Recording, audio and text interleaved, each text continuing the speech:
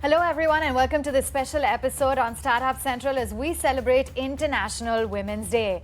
Clearly, these women have shattered barriers. They've become an inspiration for a whole host of other women who are struggling to make their mark in the world and in the workforce. And as we celebrate these achievements, we have to acknowledge that there's still a very long way to go.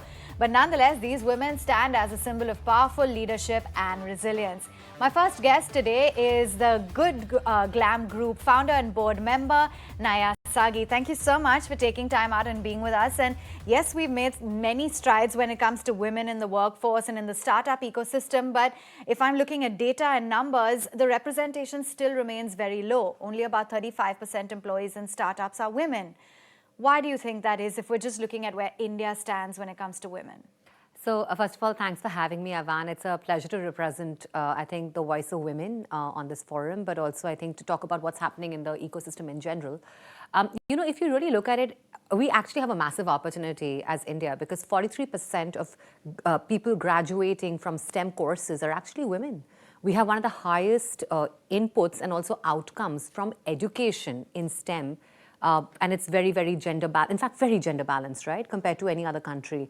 I think where it actually falls through, however, is in the mid-management and senior roles, right? So, if I look at what's happening in the very senior roles, right, I mean, you have now 25% of all board members being women as well, because there was a legislation passed about 10 years back where there was a mandate to have women directors on it, right? So you're kind of seeing legislation kind of influence and impact how board representation gets formed, but there's nothing that addresses like the missing middle, as I like to call it.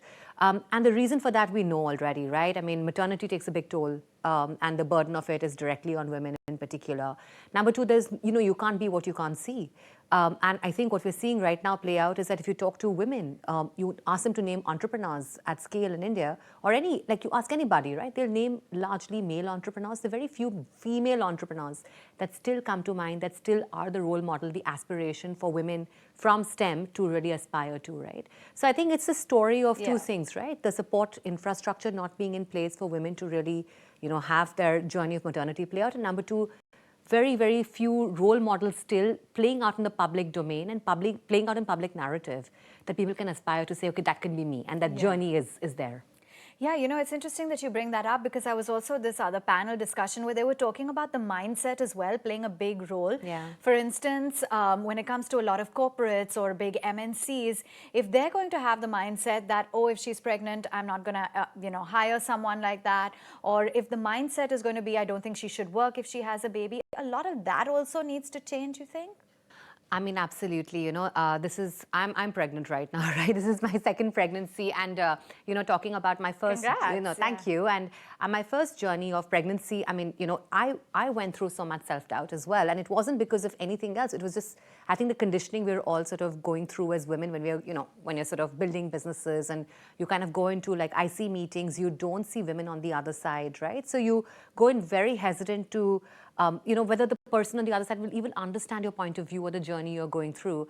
I think times are changing, though. I really do believe times are changing, though. I have been through experiences where I was told at 9 months pregnant, my first fundraise, right, that come back after you have a baby, etc. But I'm seeing more and more mothers now actually step up to the plate, become entrepreneurs, become leaders in that space. And I think they're talking more and more about the narratives. But more importantly, I think men are also coming to the forefront and, they want to be equal parents, right? So I think what's happening overall is that the narrative is changing and people are saying that for us to have successful teams and successful leaders, we have to have them and enable them to embrace the whole of who they are. And part of that is being a parent. So I'm seeing that movement happen today. And, of course, the legislation, again, I do want to call out, I think legislation plays an extremely important part in behavior change. Yes. And at least some initial behavior change, right, in the corporate structures, right? So, I mean, you can't legally ask a woman whether she's planning to have a family, etc., right? Yes. So I think women are getting more and more conscious about what is fair to be asked and what is fair not to be asked. Yeah. And they're basically holding their own now. So it's changing. Yeah, and you brought up a valid point about men as well wanting to really play a bigger role when it comes to children, etc. That too plays a big part. Now, if we look at your journey in specific, you studied at Harvard, and then there was McKinsey, I believe, and and then the idea sprung up for Baby Chakra. Did you face any challenges, or were there any hurdles that you had to overcome purely because of your gender? Yes and no. I mean, I think, building Baby Chakra, it was definitely an advantage in some sense being a woman, right? Because even though I wasn't a mother when I started Baby Chakra, I could reach out to this entire cohort of women and ask them about how to build this product out with them. And I think the success that I attribute of Baby Chakra is largely to the co-creation process, right? That we did, like literally from wireframing our app prototypes onto co-creating our products. Everything was done with this large community, 20 million women, right, at scale. They were open to me because I was a woman myself. On the flip side, however, I do feel that, my initial conversations, and I think it's all about reaching a certain stage. The early stages, you are looked at from a very gendered lens when it comes to fundraising. At least at that point in time, I was looked at from a very gendered lens. Yeah, I wanted to ask about that. Right? And I mean, I was a single founder. I mean, I didn't have a co-founder. So when I was walking into investment meetings, I was asked, why don't you get on a male co-founder? Maybe it'll add more credibility to what you're out to build. Or, why is your husband not part of this initiative because you believe so much in it? And I'm like, that's not even a question here. I mean, he has his own aspirations. I have my own ambitions. Him that question exactly. Yeah. So there are questions I came through, which, for me, for the first time, Avanne, I felt that I was looked at very differently because of my gender. But, again, I tell everybody, nothing succeeds like success. If you go out there, you get what you want to get to, and, you keep on succeeding, people pretty much fall in line and they're there to support you. So I've seen both sides. Now, that is pretty interesting. And if we were to talk about the business aspect of it as well, you were acquired by the Good Glam Group, what is now the Good Glam Group, in 2021. What is it that you're looking at in terms of the portfolio of brands that you had? How are you looking at growing in terms of the kind of community as well that you currently enjoy? So, it's been a very interesting journey with the Good Glam Group. When I joined as a co-founder, I actually joined My Glam as a co-founder, right? Yeah. And then, Darpan, Priyanka and I came together and said, can we make something much bigger than the sum of just like 3 companies? And we were fortunate. We acquired about 12 to 15 companies in that journey in the last 18 to 24 months. And we were able to bring in amazing brands, amazing teams across media and creator assets as well to join us in our mission. What we are today is a digital-first FMCG conglomerate, right? And we call it of the future because we truly believe the consumer aspiration, inspiration, and purchase, of course, is all predicated on what she sees or he sees digitally. And, where we are going to is, I think, 3 very clear pieces for us. One is that digital is going to be a very key part of who we are and who we will continue to be. And the digital DNA manifests itself in the content funnels, in the community funnels. We have a very large community of beauty enthusiasts, doctors, makeup artists, college students, right, who experience and get inspired by our products, right? So, and the creator assets, right? So digital becomes like a really key part and stays a very key part of our DNA. Number 2, we are one of the very first brands to go international. So we actually launched GCC last year, and that's been an extremely successful base for the rest of our international operations, which we will be unveiling in the next couple of months, and there's some massive news coming right over there as well. And the third piece to us is that, the entire life cycle and the journey of the brands that we have cater to women across different life stages, right, which is extremely unique. I was telling you before this meeting, we are probably one of the very few groups in India that actually have brands, all our brands at extremely scale levels, 100 plus crore run rates, right, which is very unique for a D2C company that's set up in India to achieve that so rapidly. So I think all in all, we're very set up for hopefully a public offering in the next 2 years. And that is the aspiration we're all working towards as a group. So what's the advice for young women, young entrepreneurs who are watching people like you, who are really breaking barriers, creating a path for yourself? Again, I'm going to say what I said earlier, nothing succeeds like success, right? There is so much noise out there in the ecosystem about all that you can't do. Just focus on what you can do and where you can win. And, once you start winning, you'll find a lot of allies on that road with you. Do you have any role models? I look to my team actually for role models, to be honest. But I do love what Amira Shah has done, for instance. I love what Falguni's done. I think they've been real role models to so many of us in the ecosystem as well. All right. Thank you so much for taking time out. And I guess here's wishing everyone watching a happy International Women's Day. And may we continue to carve our own path and break barriers. Thanks, Avanne. Thanks for having me.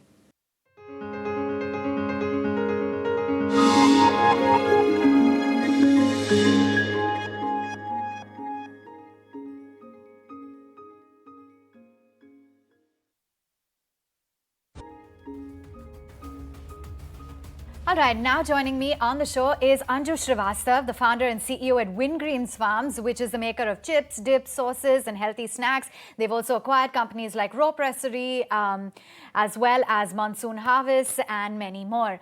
Anju, thanks so much for taking time out. Given that we're talking a little bit about how women stand, within the workforce and celebrating International Women's Day, you have gone on record to say that for you, coming from the corporate world, being that was one of the assets that was really valued.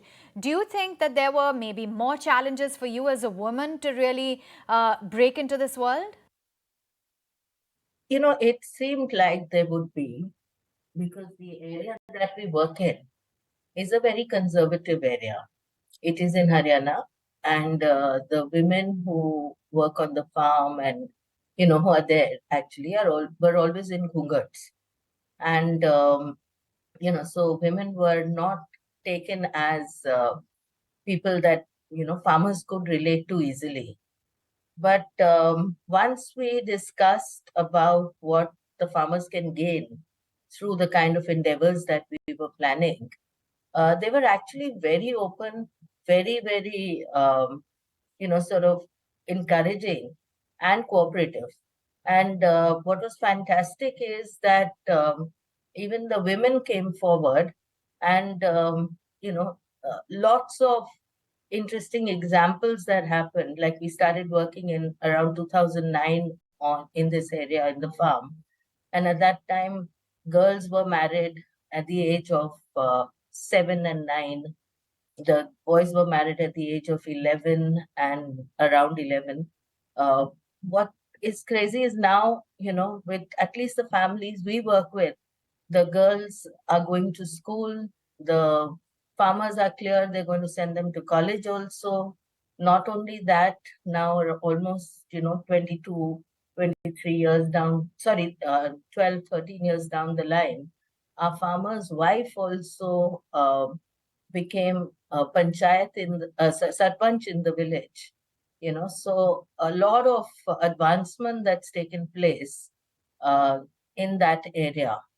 So being a woman, I thought it was difficult, but actually because I was a woman, and they felt that if I can do this, then even the women in their homes can do much, much more. And so the respect for women in their society has really, really grown. So it's been a fantastic experience, actually.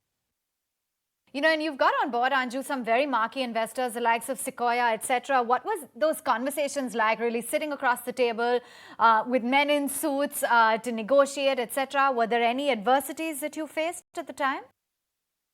Actually, Avanne, that never came up. I think all the investors that we have never saw whether a man would do better than a woman. I mean, they never made me feel like as a woman, I cannot achieve something. So I would not say I've personally had any challenges or professionally on that front with the investors at all. In fact, now we have a woman investor on our board also, and never faced those challenges. Now, Anju, despite India being the world's third largest startup ecosystem, the women's representation still remains quite low. We constitute only 35% of employees in startups. Why do you think that is? What do you think really needs to change when it comes to India in specific? Yeah. Now, that's a part where I really don't understand why. I don't know if it is because, it is that they're not, investors are not funding women, because I have not had that experience. But, I really feel as women, we need to be very clear that we have to look away from any biases if they exist. We have to look away from any gender disparities if they exist, and focus on our competencies and what we achieve. And I've realized that if you focus there, then no one really discriminates against you. I haven't faced such problems. I have not seen women around me face too many problems. Of course, there are lots of problems in terms of certain men and the way they treat you. But as long as you focus on what you're contributing and what you can do, and women have so many strengths and so many brilliant qualities that we have to use those as our ways of overcoming any issues that we may face. So, if you live with your strengths, you live with your confidence, you live with your competencies, you live with what you contribute, it sort of diminishes everything else. So are you looking at, further investments and fundraising? Are you looking at more acquisitions down the line? Yes, we are looking at further investments into the company. We are not actively looking at acquisitions, but we're looking at launching many new categories of products, both in food and beverage, under the Wingreens and the Raw banners. And so, like I said, we are going to be the new age avatars of all that existed in the food and beverage industry earlier. And what's the one piece of advice that you wish you had heard maybe when you were younger? And what do you think will really inspire the next generation of young women to take leaps and bounds and really make their dreams come true? Yeah, focus on what you can do. Forget about what the world thinks. Forget about how people treat you. All that really, really doesn't matter when you are excited, passionate, and totally focused on what you do, the strengths you have, and you can just go out there and succeed. Let every time that you face a problem or you face a challenge with the way people look at you or treat you, use it as fuel to do even better. We have to determine, and for every woman who succeeds, she's a lighthouse to so many more. I would say sometimes hundreds, thousands, even hundreds of thousands more. So we need more and more women to succeed so that we're able to really, really, give empower all the others. So that is what my thought process is. Appreciate your time, Anju. Thanks so much for joining in and sharing with us those insights.